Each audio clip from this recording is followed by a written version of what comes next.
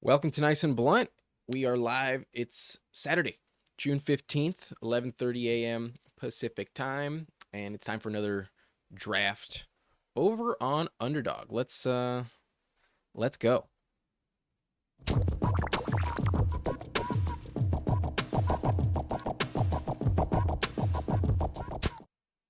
Okay, here we are on the website we use in these off-season drafts, and we're going to be entering into the Chihuahua number 2 once again. This is the draft tournament that we entered in yesterday. We got a very competitive team. I looked back at it, and I really wish I would have taken Michael Pittman Jr. over Tank Dell in round 3, just because I got Anthony Richardson in round 6. But that's kind of the only regret I have of that draft. Let's hope this one can be better. Before we hop in, let us remind you of the payout structure of this tournament. You have to finish in the top 217 to make any money, but that is not so easy to do. You got to finish top 2 of 12 first 14 weeks, then top 1 out of 9, then 1 out of 6 in week 16, and you advance to the final. But if you do advance to the final, let's say you max out this tournament, all 25 entries, you would double your money. You get at least $200, and it goes up from there. So that's what we're hoping to do. We really need to max out the ceiling of this team. And even if we come close, round 16, it's kind of irrelevant. Most people will lose money in this tournament. So keep that in mind. If you want to join me, you're welcome to do so. And you can use my code in the description. Nice and Blunt gets you a 50% deposit match on sign up. When you use code Nice and Blunt, you get up to $250. That's the thing. So keep that in mind. If you want to hop in, you can hit the button right now. I am on a 10-second delay, so I'm going to wait another 5 or so seconds now, and we will enter right now. Let's get it going. 3 spots left, 2, 1. It's about to close. There it is. All right. This draft will start very soon. Very soon. But we get pick 5, and I'm happy with pick 5. I get a top 5 wide receiver, and that's definitely a bonus. So, good way to start off in these tournaments. Wide receiver is just so pushed up on Underdog. You have to start 3 every week, and boy, it's kind of shocking how fast they go off the board. But we're definitely getting one of the better ones, and that makes you feel a little more confident. We started with Puka at pick 9, and we still had a good team. It's not like you can't get good teams just because you have a later pick, but at least your round 1 selection is going to have more of a talented player. And looks like we're in line for Justin Jefferson at number 5. I may go Amon-Ra, but if Ja'Marr falls to me, I'd probably take Ja'Marr. Where is my cat? She is in the spot I pointed out to you yesterday when you asked this question. She's behind me and she's on the couch, but she doesn't want to be disturbed. She's taking a nap. She's here though.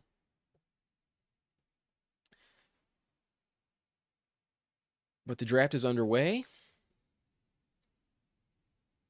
It looks like we'll get Jefferson. No, we don't get Jefferson. He goes up right before. So we're going to get Ja'Marr Chase. High upside with Ja'Marr Chase. Happy with that. I do already have an Amon-Ra St. Brown team in this tournament. So while I do like him, arguably above Jefferson, I think if it was redraft, if it was season long, I think I'd rather have St. Brown than Jefferson. I think there's a safer floor with St. Brown. Last year there were only like 1, maybe 2 games in like early December, late November, where St. Brown did not give you at least 14 fantasy points, and then he closed the year really strong. He helped lead me to a championship in my high school league. That league has been going on for like 12 years now. But I think in like a regular redraft, I would go with St. Brown over Jefferson for the safety. The quarterback situation is definitely safer in Detroit. Who will be this season's Kyren and Puka? Well, if we keep in mind the fact that both of those players went in round 18, you really have to scroll down and take some shots on players that may be going undrafted. And I'm not so convinced that we have a Puka. I mean, maybe one of those rookie wide receivers has a chance, but it's really hard to pinpoint that. At running back, though, it's a little bit more open ended. We'll make our pick, and then we'll scroll down. We'll take a look, and we'll go into that conversation a little bit further. But we're gonna be looking for wide receiver here, and it looks like we're in line to get Chris Olave, Ayuk, at worst Nico Collins.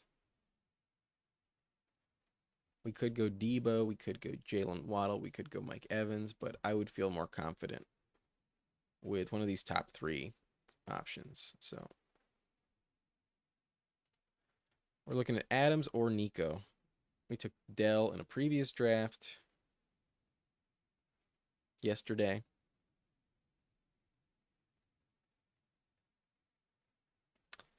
Nico goes off. So we will take Davante Adams. I'm comfortable with that. Not going to be upset. Anything weird happen in this draft? Marvin Harrison falls to 16. Doesn't happen too much, but we see Taylor and Barkley go off at the turn, early second round. Otherwise, it's very, very typical. Nico goes above Davante, but I think it's really just your personal preference between the two. Otherwise, this draft is very, very normal, other than the Justin Jefferson above Ja'Marr Chase selection. So, pretty much the same, but running back, here, let's scroll the fuck down. The context of Kyren Williams is a player drafted 5th round, so day 3, who didn't really do anything in his rookie season. Isn't really like, if you pull up Kyren's player profiler page, he's not like a fast player. He's not like, he's 5'9", 194, runs a 4.65. His best comp was James White. Like, kind of shocking that he was able to do what he did last year. It was really just opportunity that led to him being productive. So there aren't too many players that have that type of profile. We'll take our pick and then we'll get back to this conversation.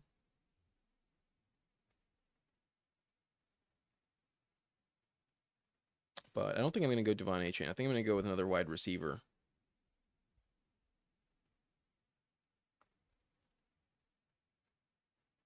We're now on the clock. We could go Achane. He's falling a little bit, but we noticed yesterday and in previous drafts, wide receiver is definitely the way to go here. Like, running back just gets, there's such good values at running back later on.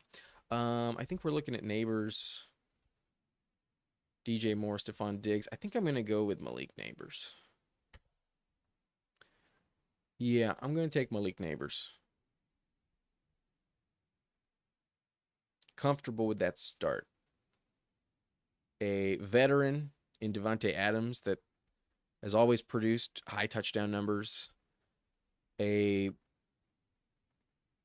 younger veteran in Ja'Marr Chase, who has #1 overall upside. And then Malik Neighbors, who profiles to be possibly the next Ja'Marr Chase. But we start off with 3 receivers at the gate. And we're never going to regret that on Underdog here. But back to what we were talking about. Running back gets really bleak towards the end. But if I was going to take a shot on someone who does not go drafted, this is my Chargers bias really speaking out. But I think Isaiah Spiller is a candidate. I'm not saying it's going to happen. I'm not saying it's a guarantee. But you're telling me, as of today, there is an ambiguous backfield in LA with the Chargers, where Gus Edwards appears to be the lead guy. It's not that Gus Edwards can't maintain that position, but Gus Edwards is an older player. It's not like he's prolific. He doesn't really catch passes. He's not going to see the bulk of the carries. And if he were to go down, there is such a weird environment behind him where you're looking at J.K. Dobbins, who's definitely talented, but has been plagued with injuries.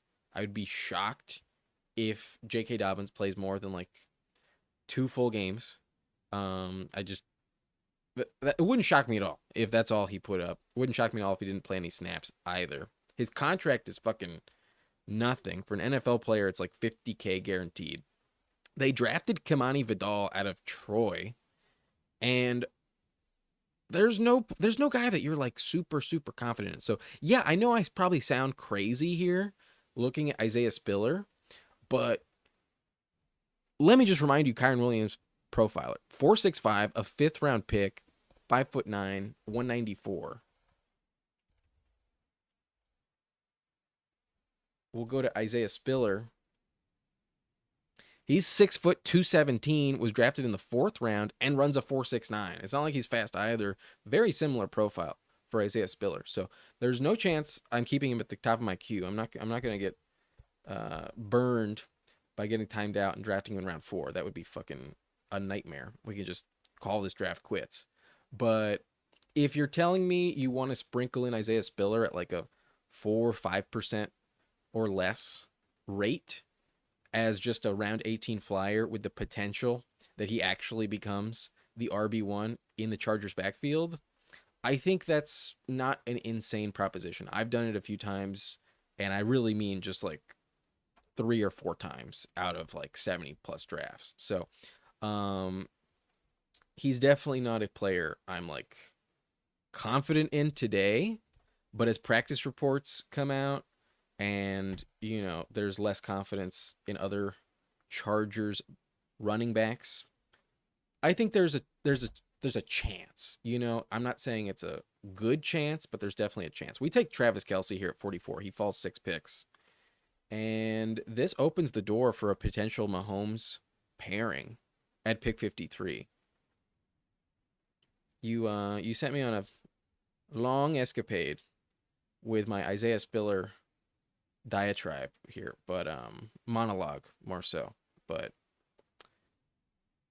yeah, that's as much as I'm going to talk about it. I think given the potential and the lack of clarity in the Chargers backfield as of today, there's a chance, but it could be anyone. We could also not get anyone that performs to that caliber of Puka and Kyren this season. That's probably a safer bet. Okay, we're going to need running back soon. Jacobs is available at the moment.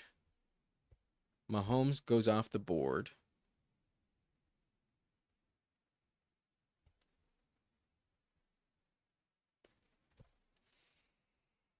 I don't love that Terry has risen this high, but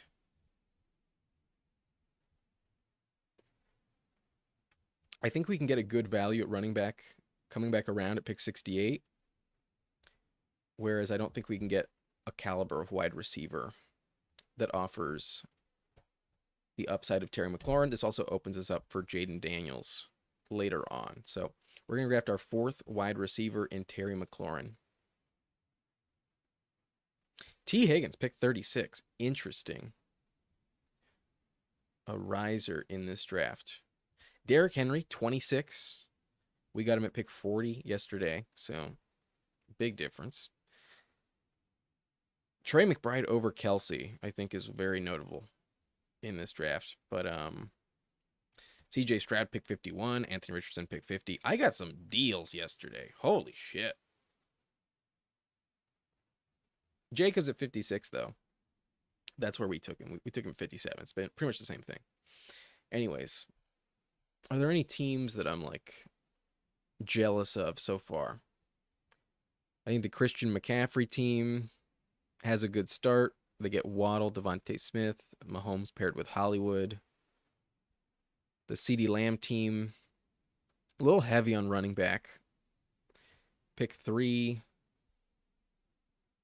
not bad, but a little bit of a rainbow strategy. I don't know if I love having one of every position, at least one through the first 4 or 5 rounds. But definitely some good receivers. Team 4, pretty much same strategy as us. They took Pacheco after we took Kelsey. Team 3 is pretty good. Team 7, very interesting. Team 8, not bad. Not bad at all. Chris Olave, Cooper Kupp, George Pickens with Breece Hall and Josh Jacobs. Team 9 is pretty decent. Puka, Marvin Harrison, I like that. And then Team 10, also pretty solid. Team 11, I think, is the one that I'm not jealous of at all. I think Team 11 is in the roughest shape so far. But Team 12 has a decent squad. Bit of a reach on T. Higgins, though. When you're at the turn, it's always justified. You have to. Okay, so I think I was wrong about this running back value. We do not get Kenneth Walker. So we're looking at Rome, Addison, rookies, or a second-year player who has to count on. Sam Darnold.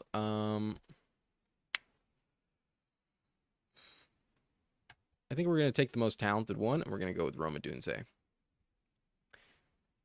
As much as Addison has potential, I think Rome actually has the true potential of finishing as the most valuable Bears running back, wide receiver, excuse me. I like Rome a lot. I think his relationship with Caleb Williams cannot be understated, and there's a potential Tank Dell CJ Stroud combo looming for those two. Keenan Allen is much older, and I feel like he may serve as a bit more of a mentor to Rome. And then DJ Moore, falling in this draft, goes at pick 34, I think is a little bit overpriced. I would much more prefer to have DJ Moore in round 4, honestly. But I think Rome is going a little bit too late. I think DJ Moore should go round 4, and then Keenan should go like late round 5, and Rome should go like right after Keenan. There's a scenario where Rome scores the most touchdowns, and according to him, he wants to put up a better rookie year than Puka Nacua. I doubt it happens, but it is possible. Now that we have 5 receivers, though, we can definitely move off the position. I feel really confident with this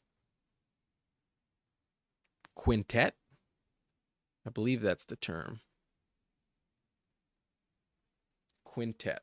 We got 5 in Jamar Chase, Devontae Adams, Malik Nabers, Terry McLaurin, Rome Odunze, and Travis Kelce. We are in line for a potential Jaden Daniels and maybe a Joe Burrow stack, but more so a Caleb Williams stack.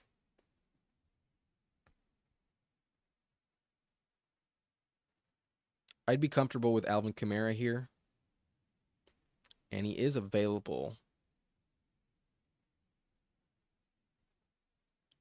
We've waited a while. I think I'm going to take him.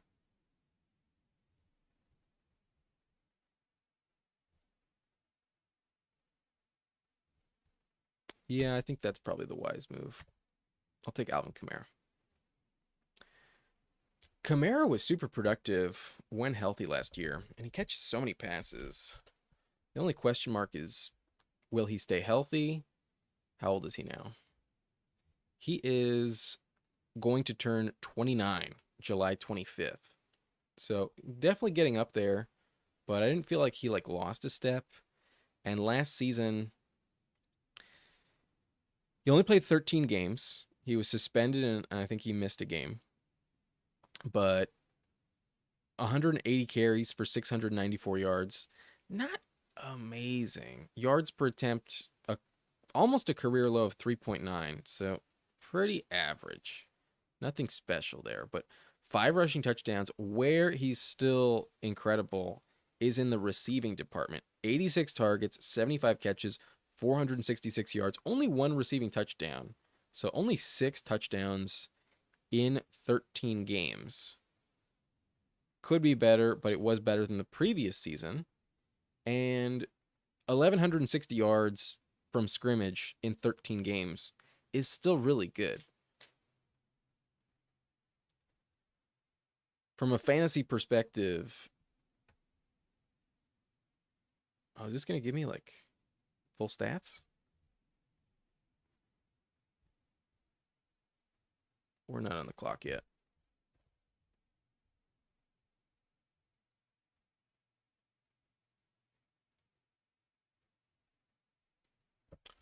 $195. What's 195 divided by 13?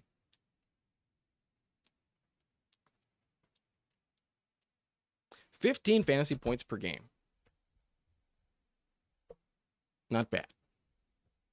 So I think he's one of the last guys I can feel like pretty comfortable with as my starting RB1. Only question is, will he stay healthy? And I guess this only second question is, will Kendre Miller actually be a factor? That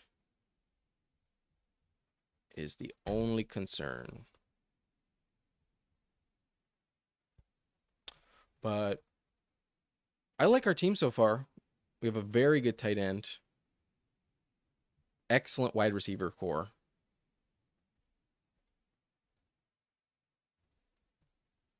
And we have a chance to get Joe Burrow at a massive value. If Burrow's there at pick 92, I will be taking him.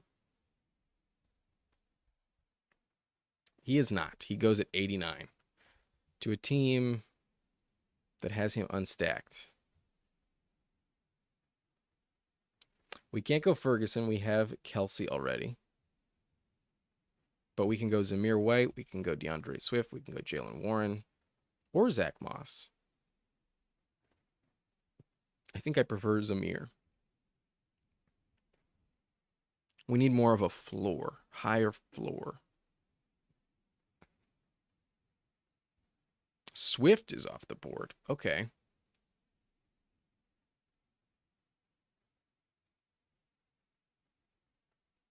I will be taking Zamir White. A little bit of a value, not too much, but poised for a breakout. Played very, very good when he had the momentum behind him, had the opportunity. What advantage does a stack provide? So, in the context of weekly advancements, especially when you get past the regular season and you're in the playoff rounds, it's a weekly game. So in the scenario where Ja'Marr Chase is the wide receiver 1 on the week, he would put up, let's say, 150 yards and 2 touchdowns. Those 2 touchdowns are correlating with Joe Burrow. So if you have the best finish at wide receiver, that quarterback is also going to benefit from those points. So where you would only get 6 points from the touchdown with Ja'Marr Chase, you now get an extra 4 points for the passing touchdown plus all of the yardage. So it's a correlating bet where if Ja'Marr Chase were to succeed, I not only have him to give me the best points possible of the week, hypothetically, but I also have his quarterback benefiting from the exact same plays that Ja'Marr Chase scores my fantasy points on. So if you are correct that that is the best player to have, having the quarterback monopolizes all of those fantasy points in the same play.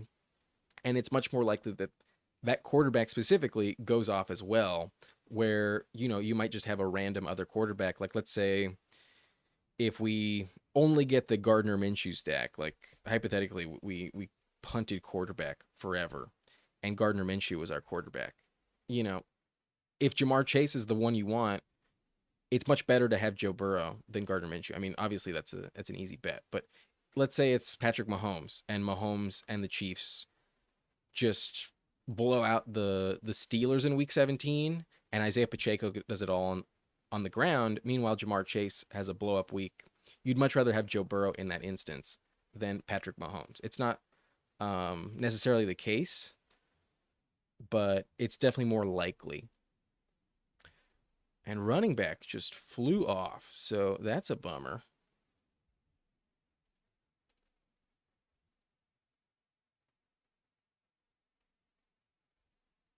But we brought up Jaden Daniels earlier as our Terry McLaurin bet, and that's who I'm taking.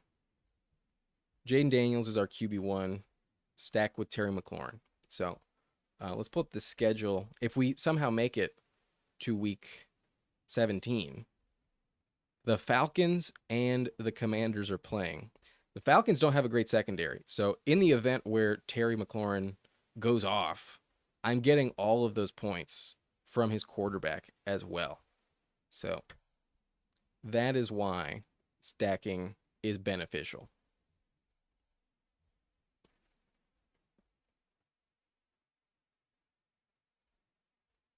In this tournament, you want the highest ceiling possible.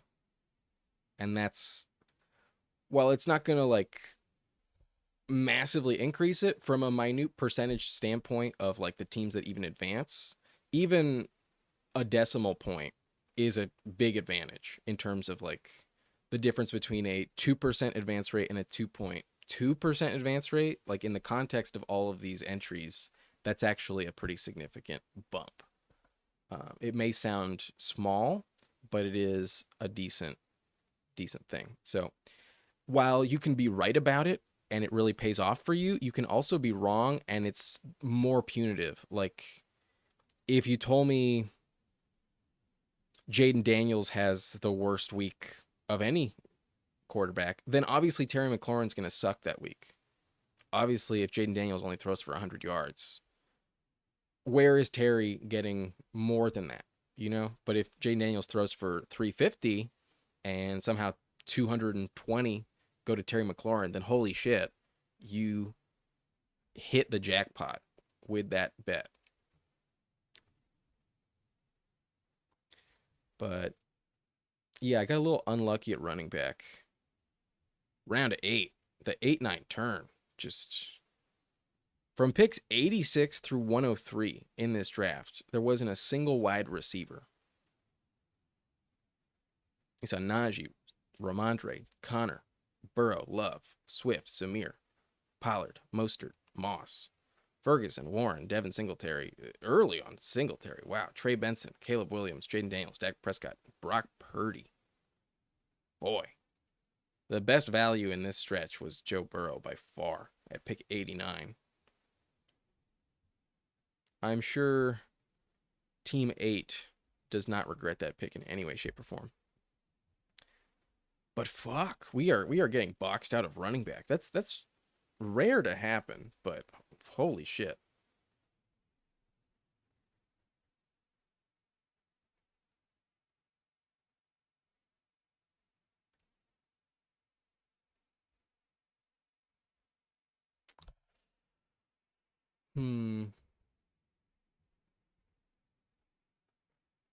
Tempted to go with Palmer. I have a lot of Palmer, and for him lately, he did fall a little bit. I've seen Palmer going around 9 consistently as of late. He's been a steady riser, but running back is so important for us. We really waited on the position, and we kind of got sniped again. So we're going to take Corum. Hope for the best. But this draft is very interesting. I'm glad I have good receivers, but that's what's keeping us competitive.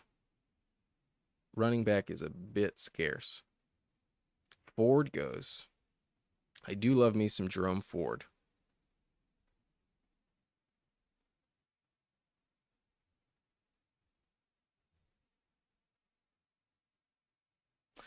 We brought up a potential Gardner Minshew pairing. We do have Devontae Adams, so Jacoby Myers is in play. I do think Jacoby is probably one of the better receivers in this tier. Jacoby put up 183 fantasy points last year, over 100 targets. And Minshew definitely offers better quarterback play. But do we really want to go all in on Las Vegas? We also have Zamir White, so I think that's probably what we're going to do. Who do they play week 17? They get New Orleans. They have the Saints. So we have a lot of game correlation with Kamara and the Raiders. I believe that's what I'll do. But I can't do it. He gets taken. We could grab Eckler. Boy, that's an ugly pick. Not excited to take Eckler, but he does line up with our Jaden Daniels investment.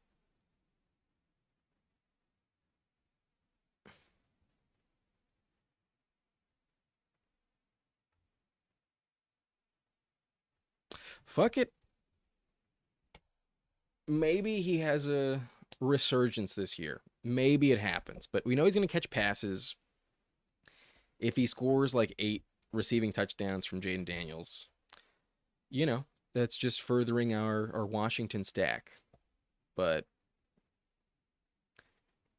I can't say I'm as confident about this team as I was yesterday.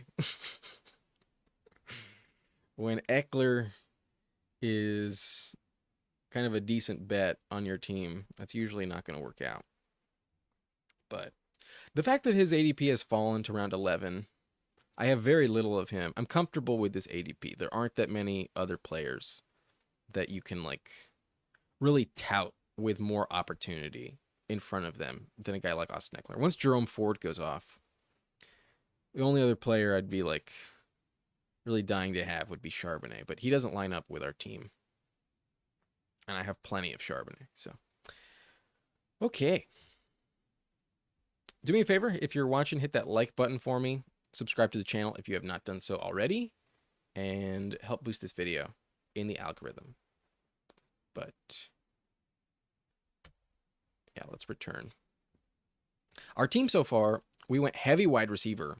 In the first 6 rounds, we took 5 of them. We have Jamar Chase, Devontae Adams, Malik Neighbors, Terry McLaurin, and Rome Odunze. You cannot fault me for not investing at wide receiver. We have one of the better platoons of this league. Team 4 has a pretty good one as well. But nobody else through the first 5 rounds, I think, has a better wide receiver group. And it's hard to catch up at the position once you get past round 7. So I think we definitely have the strongest wide receivers of anyone. We have Travis Kelce at a massive value. Definitely good. And our running back core is not terrible. We have Kamara, Zamir, who pair up in week 17. We have Jaden Daniels, Blake Corum, and Austin Eckler. Those were our last 5 picks. But coming back around, we may need quarterback soon. More running backs. Would love to have Charbonnet, but I would settle for Jahan Dotson. However, both of them need to fall, so a bit unlikely. If one of them is more likely to fall, it would be Dotson.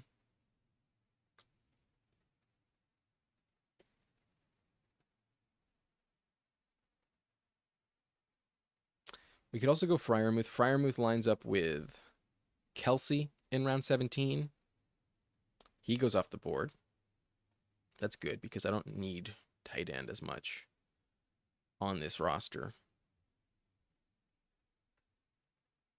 Dotson goes. I'm very likely going to get sniped here on Charbonnet, and that's going to be disappointing. But maybe not. Akuna Matata, please. Leave me alone. He only has 3 running backs, though. I would be surprised. Yeah, that's exactly what happens. Fuck. Not great. We can take a bet on Dowdle, but I don't really want to bet on Dallas and their running back core. I think Ty Chandler has more of a path. I prefer Ty Chandler. Ty Chandler is one of my most drafted running backs this year. Very high on him.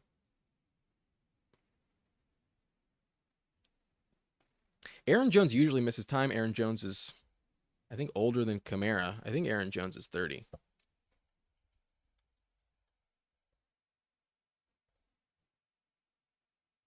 Aaron Jones turns 30 in December. He is several months older than Alvin Kamara. And Aaron Jones has also, last year, he missed 6 games. The previous year, he played all 17, but then he missed two, he missed 4 in his first 2 seasons.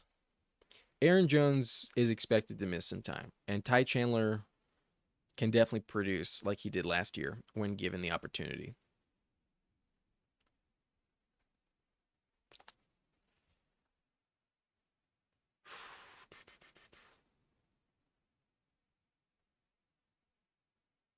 Maybe we go back to wide receiver, but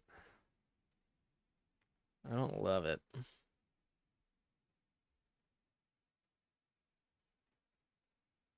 I think we're going to take some late flyers on quarterback.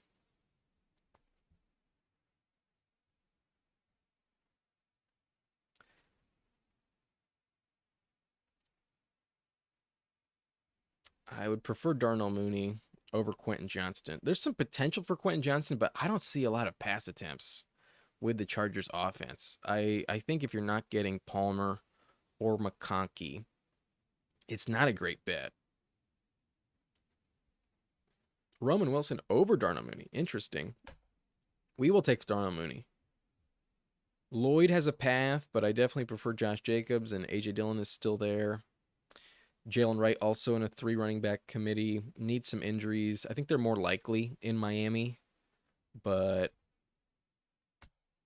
we're definitely not taking more than 7 wide receivers, and having Mooney as our 6th makes me feel more comfortable than drafting our 6th running back. Because once you take 6 at running back, you're kind of done with the position. And we also already have our flyer in terms of rookie backups with Blake Corum. So this team needs some quarterbacks, but we're going to go late round QB. I think we're going to look for Daniel Jones and Gardner Minshew. I know that sounds ugly as fuck, but we're going to invest in Las Vegas a little further, and we're also going to look for the Giants stack. So definitely taking 3 quarterbacks, but Jaden Daniels is the bet on this team. If he works out, he's like a top 6, at worst top 10 quarterback for us. And those rushing points definitely offer him the biggest value for us. But why is James Cook ranked so high? Doesn't he suck? I mean, I don't think he sucks. It's just a matter of how many touchdowns can he actually put up with Josh Allen in his backfield. But James Cook goes 54th in this draft, above Josh Jacobs. That's kind of interesting.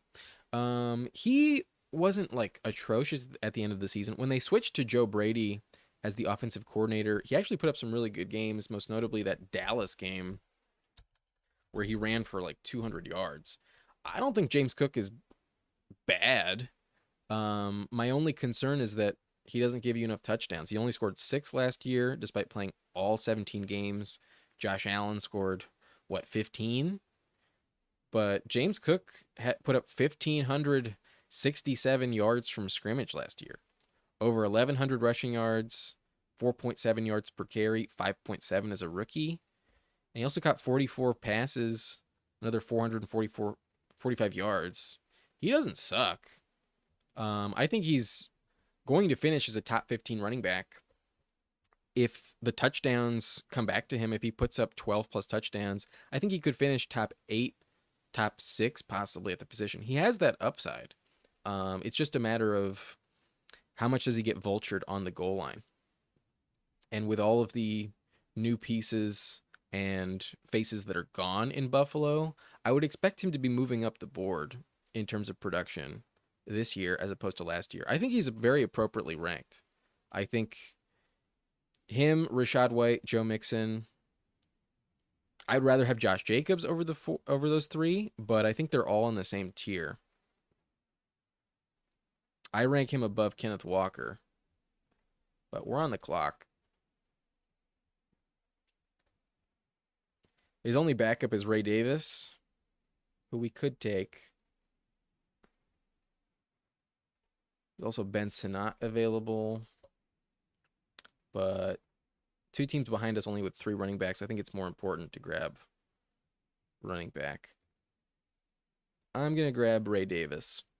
I know we just talked up James Cook, but maybe James Cook goes down. Maybe Ray Davis is more of a goal line back. Maybe he poses a threat. And Ray Davis is actually a really good pass catcher. Ray Davis is a legit player out of Kentucky. I believe he was drafted around 4 to Buffalo. Yeah, 4th round pick, 5'8", 211. Bulky player, ran a 4.52. Decent. Not like the fastest guy, but definitely decent. And last year in college, for the second year in a row, he ran for over 1,000 rushing yards on fewer touches last year, only 186. That's like 50 fewer than the previous season. He was way more efficient in his senior season at Kentucky than he was at Vanderbilt. But 2 straight seasons with 29 receptions, that's definitely prolific for college receivers. Anyone over 20 is proving that they can get it done. And he also scored 20 touchdowns last year for Kentucky. Ray Davis, with his size, 211, absolutely has some potential. So maybe they move off Josh Allen a little bit, but that's probably a bit of a stretch. Okay, so Ben Sinnott gets sniped. Wild. I don't understand why he's this high. Like, he's a good athlete, but like, if you don't have Jaden Daniels, I don't really understand taking him. Drafted in round 2, though. Maybe I'm wrong. Maybe I should have grabbed him, but we already have Terry and Eckler. I'm not upset.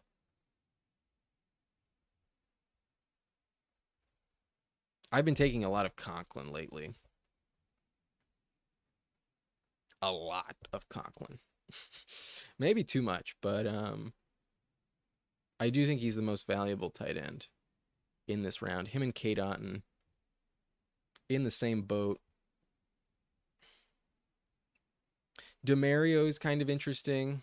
There was some good early camp reports regarding DeMario Douglas, but I do expect the rookies to overtake him. I do think Jalen Polk will be a better option by the end of the season, but we have some rookies on this team that might start a little slow, hypothetically. We have Neighbors and Odunze, so maybe we need someone a little bit for the beginning, but we cannot take Douglas. We cannot. Is Baker worth it on this team? I don't have any bucks. I think I'm going to stick with my strategy of going with, as ugly as it sounds, Daniel Jones and Gardner Minshew at the end of the draft. Oh, God. What am I doing?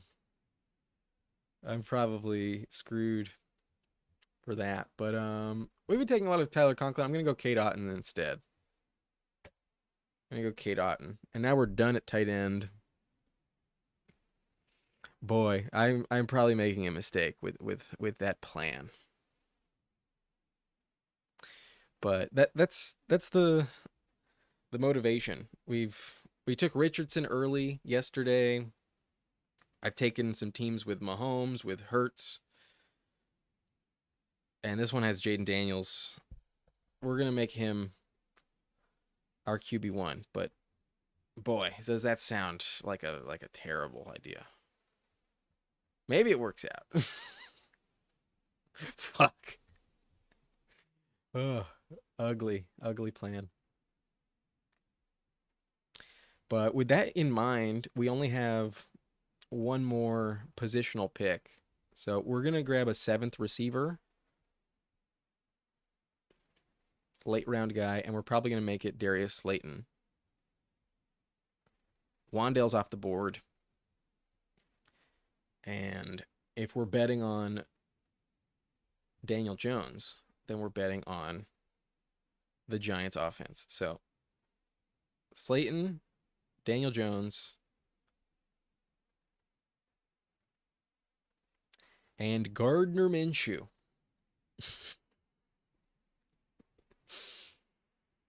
Boy, this is definitely a wild draft.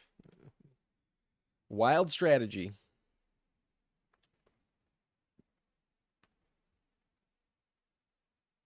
I definitely don't feel as confident in this team today as I did yesterday. But it's not terrible. We have such good receivers. It's in play. It's just a question of, do these later round options pay off at a higher outcome than people are expecting? I mean, Kamara can definitely do it. Zamir, as long as he retains the job, should be a top 20 running back. I think at worst like top 24. Corum needs an injury to really be a league winner, but it's definitely possible. Eckler, if I didn't have Jaden Daniels, I would not be taking, but he's definitely going to be catching more passes than Brian Robinson.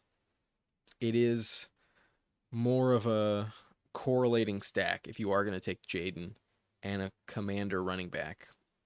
I think in round 11, you can start to justify it, but I have so little of Eckler this year. Overall, I'm not usually taking him. I have a ton of Chandler, though. We already spoke about Chandler and his upside.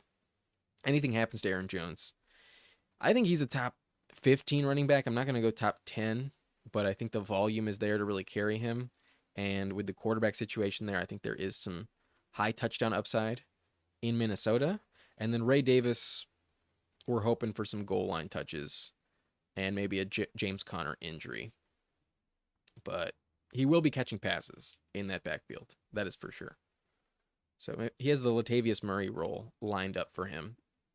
And then our receiver core is really the best part of this team. Jamar, Devontae, Malik Neighbors, Terry McLaurin, Rome Odunze, and Darnell Mooney, with Kelsey as well. I keep forgetting about Kelsey, but if Kelsey puts up one of those elite seasons, that's going to keep this team in play all season long. So we just need Jaden Daniels to really pay off. That's the biggest bet of this league, but we will be lining ourselves up for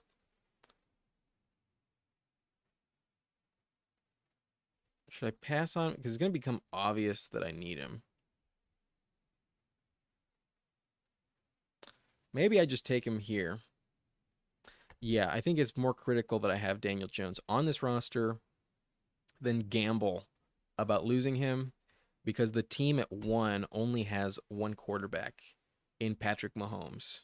I think they're more likely to grab a quarterback than a wide receiver. Team 2, even if we do get sniped on Darius Slayton, there is Luke McCaffrey there. Could also pair up with Jaden Daniels. So I think it's a little more critical that we have the QB. Not gamble as much, but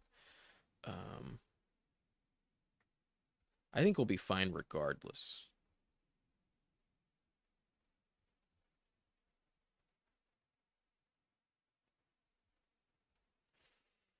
Okay.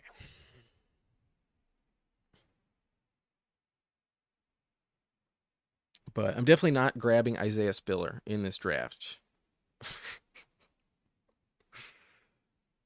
That's really just like a sprinkle it in at a max like 5%. Maximum. Even that feels high. Like 2% is probably as high as you really want to go. But that was our question earlier at the top of this video.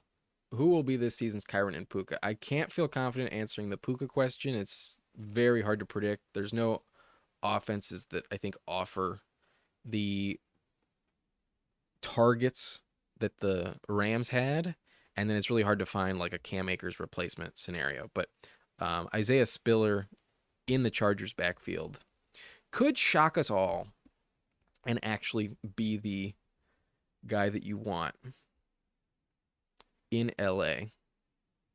If Gus goes down, if Dobbins is a nothing, as we kind of already expect, and if the rookie Kimani Vidal is not ready, then perhaps Isaiah Spiller gets his opportunity. But here it is. We got who we wanted. We're going to grab Darius Slayton. Maybe I should go with Luke McCaffrey. Because our Washington stack is definitely more important to us. That's what I'm going to do. I'm going to take Luke McCaffrey. There's absolutely a scenario where Malik Nabers just engulfs all of the production at receiver for the Giants, and Slayton is pretty irrelevant. Wandale's above him in terms of targets. It's just the downfield threat that Slayton offers. So we're going to go McCaffrey. A bet against Jahan Dotson, who we got sniped on at pick 138. McCaffrey is kind of interesting. I mean, obviously comes from a talented NFL family, very fast, ran a 4.46, drafted in the 3rd round, 6'2", 198, good size, good speed. Best comp is Zay Jones. Definitely some potential if he has a Zay Jones career. It's not terrible. And he did have 2 decent seasons last 2 years for Rice. 10 games, 58 catches, 723 yards, 6 touchdowns. And then last year as a senior, 71 catches, 992 yards, target share 29%, 28.8 to be specific, and 13 touchdowns. It's not like Rice is like, the most elite college in college football, but those are decent stats. So 3rd round investment, definitely fast. If Jahan Dotson sucks, there's a potential that he has a Curtis Samuel type of breakout rookie season. So either way, we get a stack, and I think it's probably a little more wise to go with Washington than New York. I by far prefer the Commanders' offense than the Giants' offense. So that's what we did. And then Minshew is going to be our final pick, barring a shocking snipe.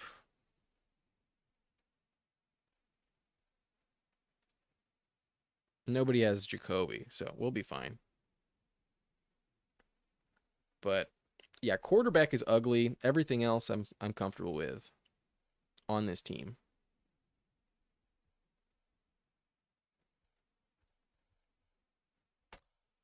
There it is. Our round 18 pick of Gardner Minshew. Yikes. But yeah, just a reminder, this is our squad. We have Ja'Marr Chase, Davante Adams, Malik Nabers. Then we took Travis Kelce, round 4. Then we took Terry McLaurin and Rome Odunze, round 6. Coming back around in round 7, we took Alvin Kamara, following that up with Zamir White, Jaden Daniels in rounds 8 and 9. Then we had to take Blake Corum a little bit high just because running back really dried up in the middle of this draft. We took Eckler only because we paired him up with Jaden Daniels. Otherwise, I never take Eckler. We also took Ty Chandler as a bit of a bet against Aaron Jones because we need running back depth. Grabbed Darnell Mooney as our wide receiver 6. And went Ray Davis, Cade Otton, Daniel Jones, Luke McCaffrey, Gardner Minshew. We need some production from Jones in the running department and Minshew stacking up with Davante Adams. But the crux of this team is whether or not Jaden Daniels pays off as a league winner. If that happens, we're in good shape. If not, this team is probably dead in the water. But wide receiver is going to be good all year, definitely carry us. And as long as Kelce stays healthy, we definitely will compete with him. So that's the team. That is the squad. Thank you for joining me on this Saturday morning. And if you've not done so already, subscribe to the channel, like this video, and I will see you tomorrow with another draft. But that's going to be it for me this Saturday morning. Hope you have a good one. Take it easy. Bye-bye.